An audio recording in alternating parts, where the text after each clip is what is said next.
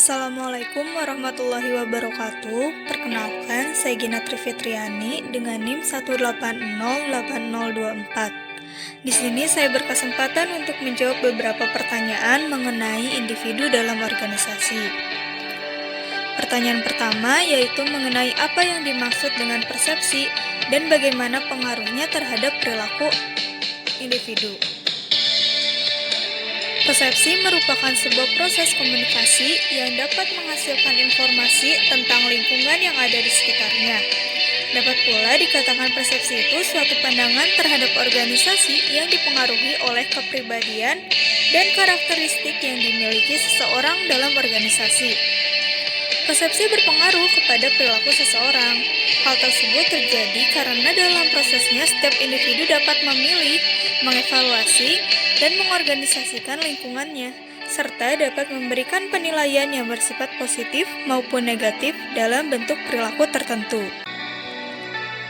Pertanyaan kedua, yaitu tentang perbedaan individu dalam organisasi serta pengaruhnya terhadap perilaku suatu kelompok. Setiap individu memiliki perbedaan. Perbedaan inilah yang membuat individu menjadi unik dan memiliki karakteristik sendiri. Karakteristik tersebut penting dimiliki oleh setiap individu karena dapat mempengaruhi terhadap nilai-nilai persepsi tentang dirinya sendiri ataupun tentang orang lain. Jika karakteristik individu dengan karakteristik organisasi berinteraksi, maka terwujudlah perilaku individu dalam organisasi tersebut. Maka dari itu, dalam sebuah organisasi, manajer dan bawahan harus dapat saling memahami karakteristik satu sama lain, karena tanpa adanya pihak yang tidak mengetahui perilaku masing-masing individu akan memperoleh hasil keputusan yang dapat menimbulkan persoalan jangka panjang. Perbedaan individu dalam organisasi memberikan pengaruh yang berbeda terhadap perilaku suatu kelompok, karena individu membawa organisasi ke dalam tatanan kemampuan, kepercayaan diri, harapan, dan kebutuhan serta pengalaman masa lalunya. Selanjutnya mengenai pendekatan-pendekatan dalam mempelajari perilaku individu. Beberapa pendekatan yang digunakan untuk mempelajari individu diantaranya ada 3 pendekatan. Yang pertama ada pendekatan kognitif.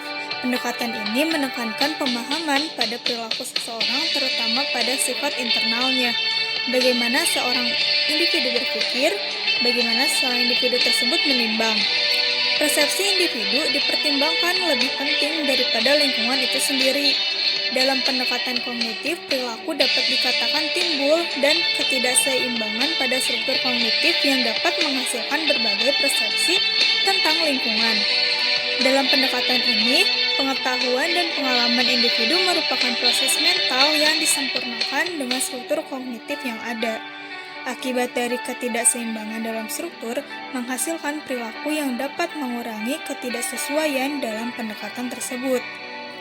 Pendekatan kognitif tidak bersifat historis seperti reinforcement, karena pengalaman masa lalu hanya dapat menentukan struktur kognitif. Adapun perilaku merupakan fungsi dari pernyataan sistem kognitif seseorang tanpa memperhatikan bagaimana pernyataan dapat masuk ke dalam sistem tersebut. Dalam pandangan kognitif memang terdapat beraneka ragam tingkatan kesadaran mental yang sadar. Misalnya, pengetahuan, berpikir, dan memahami pertimbangan yang sangat penting. Dalam pendekatan ini, data atas sikap, nilai, pengertian, dan pengharapan pada dasarnya dikumpulkan melalui survei dan kuesioner. Selanjutnya, ada pendekatan reinforcement atau pendekatan penguatan. Pendekatan ini menekankan pemahaman terhadap perilaku seseorang pada peranan lingkungan kehidupannya. Lingkungan dipandang sebagai suatu sumber yang dapat menghasilkan dan memperkuat respon perilaku. Pada pendekatan psikoanalitis ini, keinginan dan harapan dihasilkan dalam ide dan kemudian diproses dikerjakan oleh masing-masing individu. Hasil perilaku dari keputusan tersebut yaitu tentang bagaimana memuaskan keinginan dan hambatan dari perilaku manusia. Pendekatan ini menggunakan data ekspresi dari keinginan-keinginan, harapan-harapan, dan bukti penekanan dari keinginan tersebut lewat analisis mimpi, asosiasi bebas, dan teknik-teknik proyektif. Selanjutnya Untuk yang terakhir, ada multiple intelligence dan pengaruhnya terhadap perilaku individu dalam organisasi.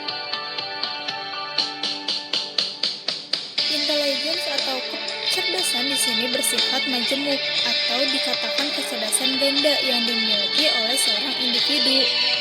Manusia tidak hanya memiliki kemampuan dalam satu bidang saja. Manusia atau seseorang yang ahli dalam bidang tertentu bisa saja dia memiliki keahlian di bidang lainnya jika potensinya dikembangkan dengan baik. Lalu apakah multiple intelligence ini berpengaruh terhadap perilaku individu dalam organisasi? Tentunya iya berpengaruh, karena dalam implikasinya saat individu menjadi bagian dari suatu organisasi atau bekerja dalam suatu organisasi, maka dia membawa berbagai kecerdasan atau keahliannya yang akan berpengaruh pada kinerja organisasi tersebut.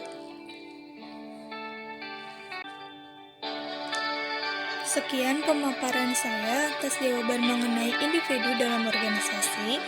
Mohon maaf apabila banyak kekurangan. Wabillahi taufiq wal hidayah. Wassalamualaikum warahmatullahi wabarakatuh.